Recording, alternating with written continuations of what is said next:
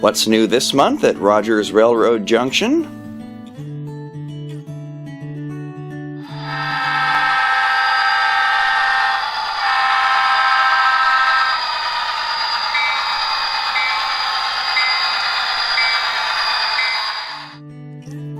For starters, Bachmann is upping their game with a pair of new sound-equipped offerings. First off, SD40-2s. Introduced in January of 1972, the Dash 2 variant of the venerable SD40 featured an upgraded electronic suite with modular components and stabilizing bars over the center axles. Built to compete with General Electric's U30C and the Alco Century 630, the SD40-2 outclassed all challengers with its superior reliability and ease of maintenance, and stood as the industry standard for decades after its introduction. But that's not the only thing that Bachmann's been busy with. They're also out with Pacific-type steam locomotives this month, also featuring full sound effects.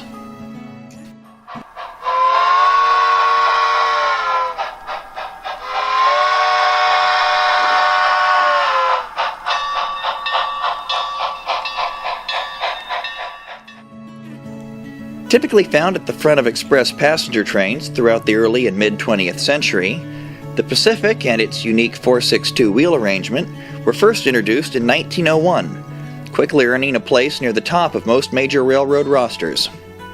Characterized by quick acceleration and impressive stability at high speeds, these high-stepping thoroughbreds excelled where tight schedules and high performance were prerequisites. Featuring a high level of detail throughout, these models also feature the all-new Soundtrax digital control system with polyphonic 16-bit playback. Then there's Genesis, who's out this month with GP7s and 9s. Built in response to shortcomings associated with EMD's venerable F-Series diesels, GP7s and their slightly more powerful cousins featured a girder frame for increased structural rigidity, pop-open panels for easy maintenance, updated electronics, and external catwalks for ease of access. Available in either high-nose or low-nose versions, many road-specific details are included. In the case of Santa Fe's units such as these, single-chime horns, canvas sunshades, custom side skirts, and a mortarboard-style ground plane radio antenna all feature prominently. Also included, an updated Tsunami 2 sound system with full digital control.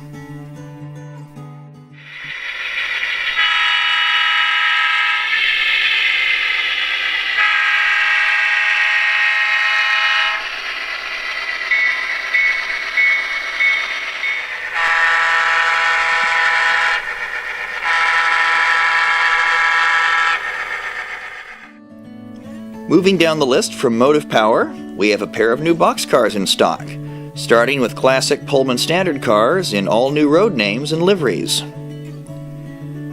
Part of Santa Fe's Billboard series of cars, boxcars and refrigerator cars such as this were once used by the Santa Fe as rolling advertisements, promoting many of the railroad's named passenger trains. Legendary trains such as the Super Chief, Scout, and El Capitan all had their names and logos broadcast to the nation across thousands of miles of mainline travel. And then there's Genesis again, who's out with 50-foot mixed plug-door boxcars. Built with door widths of 6 and 10 feet, these cars were known for being versatile loaders and offered many options for a cargo arrangement. Featuring the typical level of Genesis detail, cut levers, air hoses, see-through crossover platforms, and full underbody detail are all standard, as are additional aesthetic details, such as modernized logos on some cars, and patchwork paint jobs, indicative of cars that were targeted first by graffiti artists, and then subsequently by lazy shop crews. Then there's the boxcar's cooler cousin in the form of wooden refrigerator cars from Intermountain. The original means of long-range transport for perishable cargo, these cars revolutionized the American diet when first introduced in 1880. With wooden bodies and steel frames, these particular cars were built between 1900 and 1920, and would have been in service through the mid-1950s. With freestanding ladders, full brake rigging, realistic wood grain roof walks, and metal wheels and couplers, these cool runners are a welcome addition to any collection, as well as a great place to post pictures of any runaway trains you might have. Shifting focus now from cold stuff to coal stuff, 3 new options are available for transporting all of your black diamonds. Starting off with Athern's Ready to Roll lineup and Bethgone Coal Porters. No, not him. Built by Freight Car America Corporation, coal porters feature a unique aluminum construction that lowers tare weight and thereby increases load capacity. Additionally, a unique fish belly design allows for an extra 18 tons of coal to be loaded, and lowers the car's center of gravity for greater stability in transit. The downside to all this is that such cars can only be unloaded by flipping them upside down like a giant shoebox full of rocks, restricting them to service on routes that have rotary dumpers available. Featuring wire grab irons, 100-ton roller-bearing trucks, and 11 different road numbers. Then there's the Walthers Mainline series with 50-foot conventional coal hoppers. Common throughout the continental U.S., these bulk haulers are ideal for layouts of the less topsy-turvy variety, with metal wheels and couplers as standard equipment. And for those who are a little short this month, 34-foot coal hoppers from the Athern Roundhouse line. Common from the 1940s through the 1970s, short hoppers such as this were typical of service throughout the northeastern seaboard, where older branch lines with tighter curves were the norm, and longer cars found trouble operating. Featuring RP25 metal wheels and McHenry knuckle couplers. And that brings us to our Tanks for the Memories department, with another Roundhouse offering, coming in the form of 40-foot chemical tank cars. Rendered obsolete by stronger alloys and advanced welding techniques developed during the 1960s, these cars once transported every type of chemical commodity imaginable, from natural and artificial sweeteners to film developing agents, mostly phenidone, sodium hydroxide, and sodium sulfite for the latter. Then there's 3-dome oil tanks, courtesy of Walthers.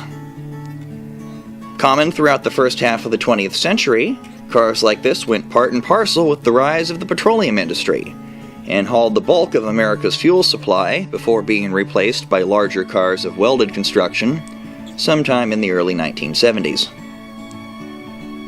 And moving on to our Sweat the Small Stuff department, our N-scale inventory has grown with the addition of Intermountain's new SD40-2s.